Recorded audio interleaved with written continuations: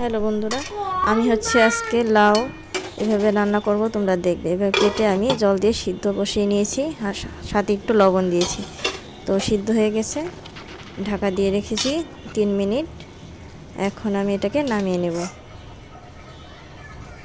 একে ফুল সিদ্ধ করা যাবে না, এরপরে আমি দিয়ে দিলাম হলুদ আর লবণ দিয়ে ভালো মতো ঝাঁকিয়ে নিচ্ছি। এখানে সর্ষে, জিরে, রাঁধুনি আর কাঁচামরিচ আমি ভালোভাবে বেটে নেব।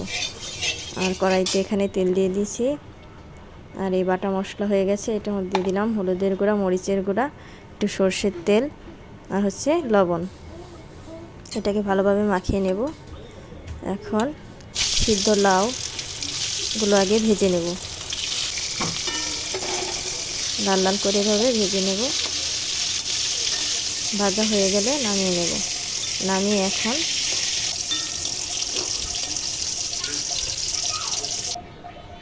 সবগুলো নামানো শেষ। এখন আমি এটাকে মাঝখানে এভাবে ফাঁক করে দিয়ে মশলা দিয়ে দেব। গরম গরম অবস্থায় এটা দিতে হবে, না হলে কিন্তু খেতে ভালো লাগবে না। তো এখানে সবগুলো আমি এভাবে একটু একটু করে দিয়ে নিব।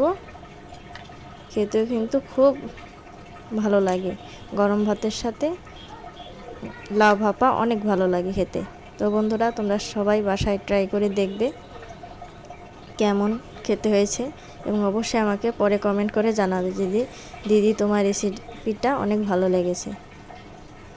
তো হয়ে গেল আমাদের লাউ পাতুরি।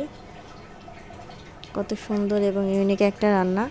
তোমরা সবাই অবশ্যই কমেন্ট করে জানাবে।